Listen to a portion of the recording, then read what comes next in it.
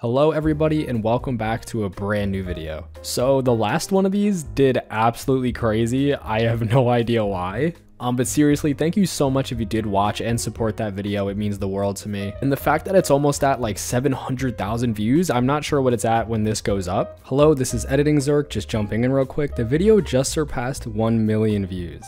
I remember when I made this, I was kind of stepping out of my bubble a little bit. I was really nervous about how it was going to perform. And I had so much fun making it that I was worried I wasn't going to be able to make another one. Luckily, I was optimistically proven wrong, and there's another one for you today. I just want to give my thanks to you guys because seriously, I wouldn't be doing this goofy little YouTube thing if you guys weren't watching. So sincerely, from the bottom of my heart, thank you guys so much. And yeah, let's go look at some creepy urban legends.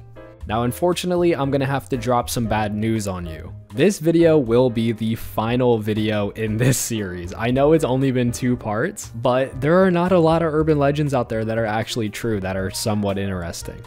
I know in the thumbnail I have 3 different pictures of 3 different things, but in this video we're gonna be going over probably like 6. Yeah, enough wasting your time. I hear ya, I hear ya. Let's get into what you came here for and let's look at some spooky urban legends. So this first urban legend is called the Maine Hermit. Now, have you ever seen those stories of people living in other people's houses? You go downstairs one night, you're looking for something to eat, all of a sudden the peanut butter has a big hole in the center of it. You live alone and you're like, why would anyone do? I wouldn't do something like that. For decades, people who vacation in central Maine's North Pond area were puzzled by items that would go missing. Batteries and food from the cabinets, flashlights from camping tents. This became a huge rumor and a massive talking point within vacationers in the North Pond area of Maine, striking fear in the ones who camp there or just vacation in general. Unfortunately, the rumors were true. For 27 years, Christopher Knight lived alone in the woods within that area. He kept tabs on the hikers, canoeists, and other temporary residents of the grounds. When he was confronted by a game warden in 2013, Knight admitted that he was responsible for an average of around 40 robberies a year.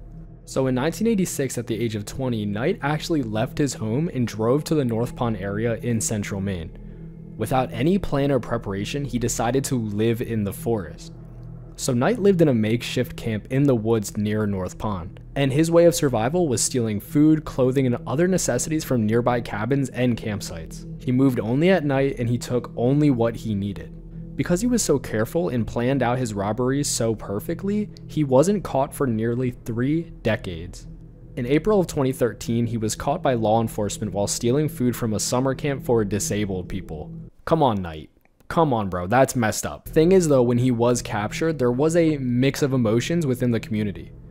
A lot of people felt for him that he was just trying to provide for himself while living in the middle of the woods. And to no one's surprise, a lot of people were very angry over his burglaries. Knight pleaded guilty to multiple counts of burglary and theft. He was sentenced to 7 months in jail and was required to pay restitution and attend counseling. There was also a book made after him called The Stranger in the Woods, The Extraordinary Story of the Last True Hermit by Michael Finkel. After he was released, Knight actually struggled with reintegrating into society after such a long period of isolation. He received support from his family and mental health professionals to help adjust to his new life. Now, there is some talk online whether this guy is actually a hermit or he's just a career burglar who hid in the woods. It seems to be that there's a disconnect, that he wasn't really a hermit within the woods because he didn't build a farm, he didn't try to hunt for his own food, he would just go and steal other people's. So there was a story on Reddit from 3 years ago by Heart of Darkness. He said, one of my close friends had a summer cabin about 1,000 yards from this guy's camp.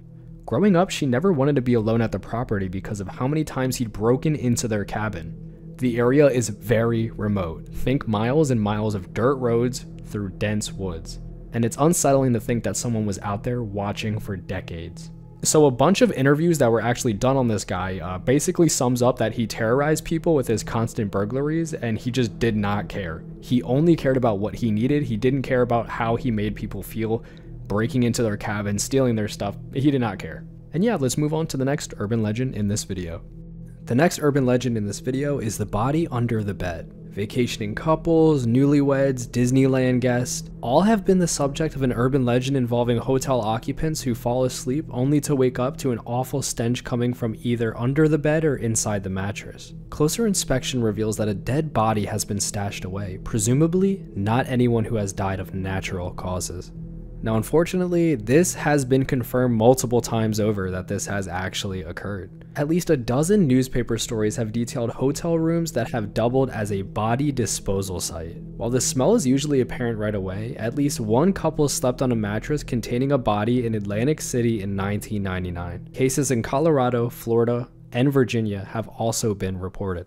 To go into a specific case, in 2010, guests at the Budget Lodge in Memphis were horrified to discover they had been sleeping over the body of Sonny Millbrook, who at the time was a missing person. Fabric softener had been stuffed in the ceiling tiles to try and mask the smell. At least 3 other occupants had actually rented the room out since Millbrook's disappearance. Yup, that means 4 people in total slept with her body dead under the mattress, which is just crazy. So at the end of this story, a court eventually convicted Millbrook's boyfriend, Lakeith Moody, of the crime. So if you're ever on a cruise, staying in a hotel, or going to Disneyland, it doesn't hurt to, I don't know, check under the mattress. So this next urban legend is very interesting. So I don't know if you guys have seen it, but Candyman is a horror film based on the short story by Clive Barker. This movie, to me, is honestly a masterpiece. Not only is it a great horror movie, it's just an amazing film in general. The cinematography is beautiful, the storytelling is superb, and Tony Todd absolutely killed it as Candyman in this film. So if you have not seen it, definitely go check it out. So essentially, the urban legend that goes along with this film is that if you look in a mirror and you repeat the name Candyman several times, he will pop out. So in the film, when this urban legend is taking place and it is being repeated into the mirror several times, Candyman usually pops out of the medicine cabinet. In 1987, the Chicago Reaper published a story about Ruth McCoy, a woman living in a Chicago housing project. She made a frantic and terrified call to 911 insisting she was being attacked in her apartment. Responders eventually found her dead of gunshot wounds. Investigators actually determined that her murderers gained access to her unit by breaking through the connecting wall in the adjoining apartment. And as you can guess, they climbed through her medicine cabinet. The whole entire complex was built like that intentionally, so if there was ever a leak in a pipe or a pipe bursted, the plumbers could go and check it out with ease. And it wasn't the only case in this building. Once this was figured out, it was used as a frequent mode of burglars breaking into people's houses. This one is absolutely heartbreaking, and if I do recall from my research, people actually thought of this woman as kind of crazy, and she would say crazy things and no one took her seriously. And when she called the police, they just did not take her serious at all. They were in no hurry, they were in no rush, and due to that, she was murdered for it. So yeah, this is definitely a downer to read, and it was very upsetting to research this story. Now this next one is one that I think about a lot. It is called the fake cop trick. Especially on TikTok recently, I feel like there's been a lot more evidence of this, and just on the internet in general. I don't know if you guys have ever heard it, but maybe your parents have warned you, maybe a fellow peer. But there are talks of people who are faking being police officers to pull people over and either kidnap them or do God knows what. Essentially, it's someone who just throws flashing lights on top of their car that you could just buy off of the internet. And because it's so dark out, you can't really tell if it's a police vehicle or not. You can just see the flashing lights behind you. Well, in Bloomington, Illinois, a man used flashing lights to get a vehicle to pull over. After walking up to the vehicle, the man tried unsuccessfully to overpower the driver before they managed to get away. In Fayetteville, Georgia, a man donned a uniform and pulled over a teenage boy on a bike, forcing him to empty his pockets. Talking to the real police later, the boy told them that a second car had pulled up with a man matching the description of someone who had been caught impersonating an officer 2 weeks prior. I remember years ago I saw a story about this, and I'm sorry if I get these details wrong, but I couldn't find it. There was a man and a woman who were traveling in a car, and behind them they saw the flashing lights pull them over. So obviously you're going to pull over, you think it's a police officer, and you're obviously not going to run. The guy walks up to the window and flashes the lights inside of the car. And as the lights shine in through the window, it aims at the woman first. He then moves the flashlight over and then sees that the driver is a male. The driver of the car notices that this guy isn't really wearing a professional uniform. He said it actually looks kind of cheap, or just not a uniform at all. It was kind of dark, he couldn't exactly tell. But he could tell that there was something up with this guy and his attire was not correct. He then looked in his rearview mirror and he saw that the car also had no things on it that would signify that it was a police officer. After the quote-unquote police officer noticed that the driver was a male and there weren't two females in the car, he immediately acted very strange. He became flustered, he couldn't speak correctly, and eventually just walked back to his car without explaining anything, and then drove off. The person telling the story said that he thought that maybe the cop thought there were two females in the car when he pulled them over. It's absolutely terrifying to think about what could have happened if there were two females in the car and what he was trying to do. But yeah, let's move on to the next urban legend. So we're going to move on to something a little bit more lighthearted because I need it and I feel like you need it as well.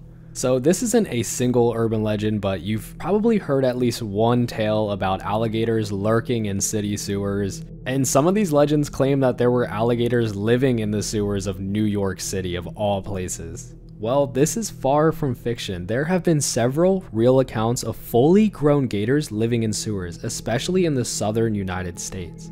In states like Florida, I mean, who would have guessed? Where alligators live in the wild and they're basically everywhere you look in Florida, storms and flooding can wash full-size gators into the sewer system. And what's crazier is that police officers actually did pull a 2-foot-long baby gator from a New York City sewer in 2010. Unfortunately, gator colonies are a myth when it comes to New York City. There were some talks that there were full-blown like colonies of gators living in the sewers of New York City. According to science, a full-grown gator could not survive a New York City winter, so there's no colonies of alligators living in the sewers of New York City. As cool as that kind of sounds and terrifying as well, overall, it's just a goofy little one, and who knows, maybe when you're roaming around in the sewers like the kids from It, you could run across an alligator and befriend it. Don't try to do that.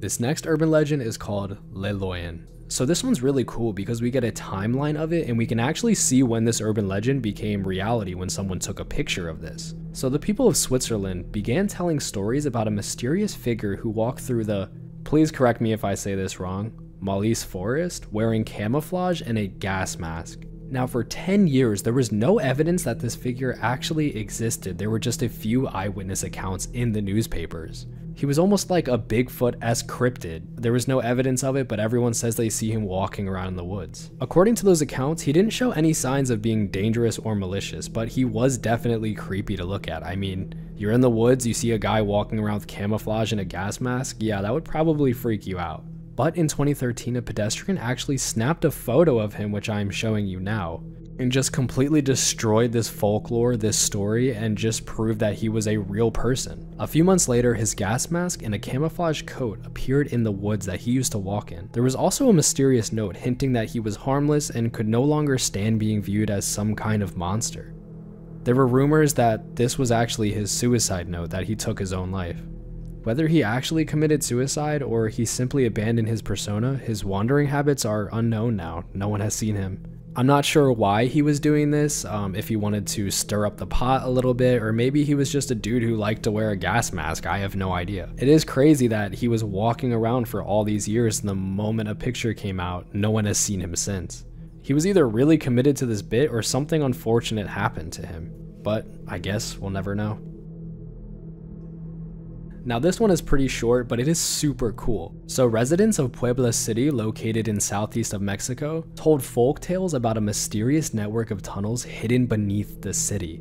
For hundreds of years, there were no such tunnels that were ever found, so people assumed that there were nothing more than stuff of legends.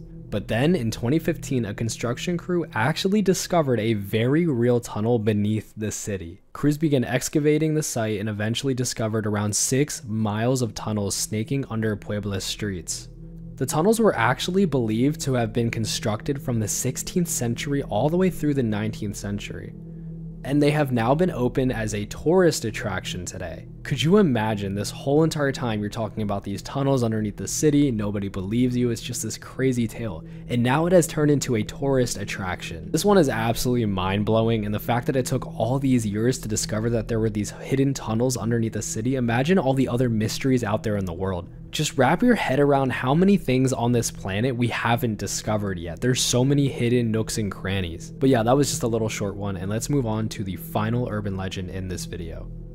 So the final urban legend that turned out to be true is Bigfoot. I'm just joking, everyone relax. I just want to add, guys, it's currently 10:35 when I'm recording this, and it is pitch black in my room, and I am so scared looking through these urban legends. The only thing keeping me comfortable right now is talking to you guys. It feels like my friends just here in this room shielding me. So I said I'm gonna move on to my final one, but here's the thing. I have basically read to you every urban legend that turned out to be true that I could find on the internet. The only one that's left is the Alice killings. And I wouldn't even really say that this is an urban legend come true because there are just a little bit too much of a difference between the two stories. So the story of the Alice killings is one of Japan's most famous urban legends. The legend revolves around a series of killings that supposedly occurred between 1999 and 2005.